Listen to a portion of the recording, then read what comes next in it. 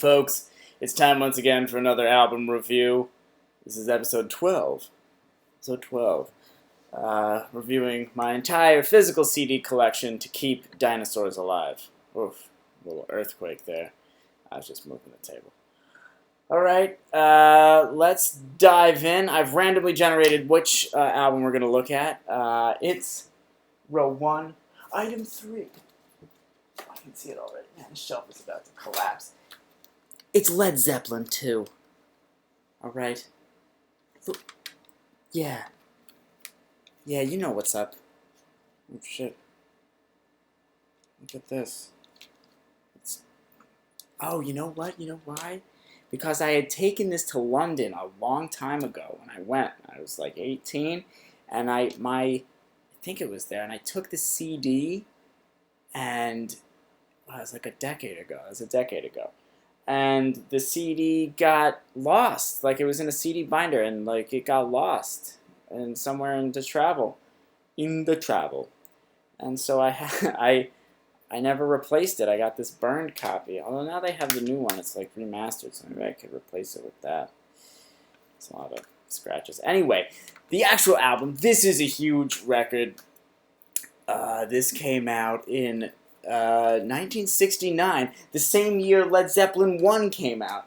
They did this whole album. I mean, they're so young and energetic at that point. They, did the album on tour for Led Zeppelin I. They were recorded in many studios throughout the, I guess the tour. So I think there was some studios in England and some in the United States. I'm actually not quite sure, but I know it was like 7 different studios or something like that. And that's why the album is so much more riff-heavy than the first album. The first album was more textured, bluesy. The second album is more like stuff that they would be, I guess, jamming out on during the tour, or like standards that they would adapt and not credit the initial people who wrote it, unfortunately. Although they did credit Willie Dixon a few times, I think. Maybe. No, maybe that's just in the first one. But anyway, huge, huge. This is the riff. This is the riff-tastic Zeppelin album. I mean, Whole Lot of Love, that's the opening track. That's the song that most people know from this album. One of the 2 Zeppelin songs that people who are not Zepp fans know. That and Stairway to Heaven, obviously. Whole Lot of Love. It's a great song. It's a great song. I mean, and it's got this this whole middle section that my old drum teacher would say would be called the bringing out the devil. You know, when it's just like the kind of sporadic drum hits and Robert Plant sounding like he's about to sneeze for like a long.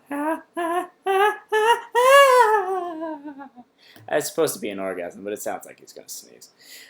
Jimmy Page is doing like that kind of, that crazy kind of noise rock. It's awesome. But let's go through this song by song.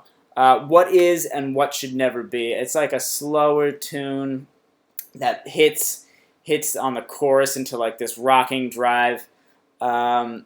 Simple and wholesome. I always imagine like kind of castles in the sky kind of thing. Even more than castles in the sky. Or was that castle that's made of sand? Anyway. The Lemon Song. A very crude innuendo. But god damn, this song rocks so hard. Thank You. That's another like slower track. It's a little more contemplative. It doesn't have that hard rock for the chorus. I mean, it builds. It's big. I mean, it's Zeppelin. You can't deny that. But it's more. It's a more of a ballad. Heartbreaker. I mean, what a riff. What a riff. I mean, you can't deny it. You cannot deny it. It's so cool. I mean. And what's so great about Jimmy Page as a guitarist is that he would do, I mean, he's fast, right? That's one thing, he's fast. But more than the other virtuosos, somebody was telling me this, was that he wasn't the most technically skilled. but that's among virtuosos. Let's be clear. He's still very technically skilled, but like he would be sloppy. Like Zeppelin would be sloppy. They would let them do it. Like he'd miss things like you hear it in Heartbreaker. You hear him miss chords, but he doesn't stop. He never like it's always picked right up, and his phrasing is just unmatched.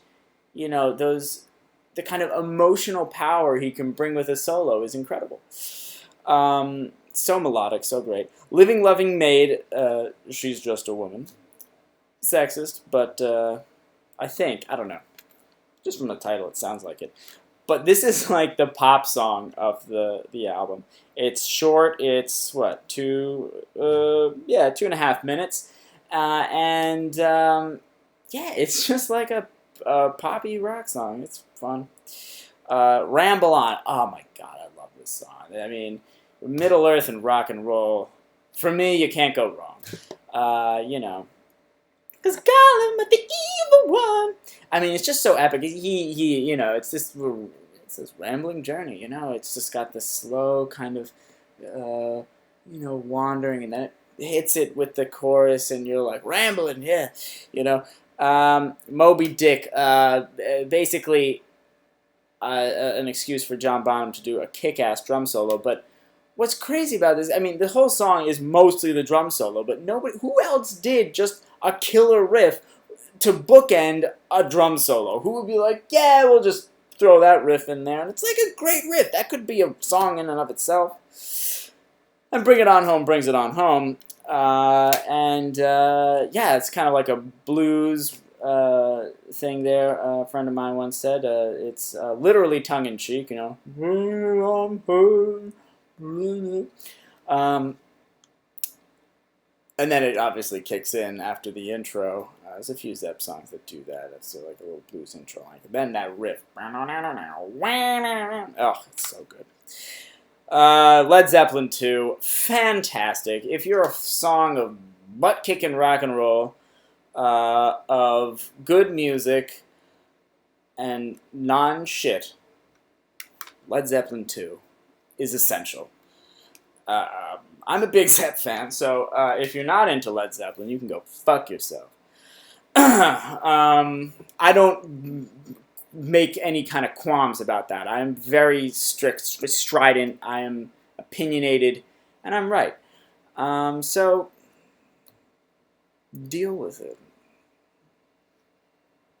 I'm going to stop this video.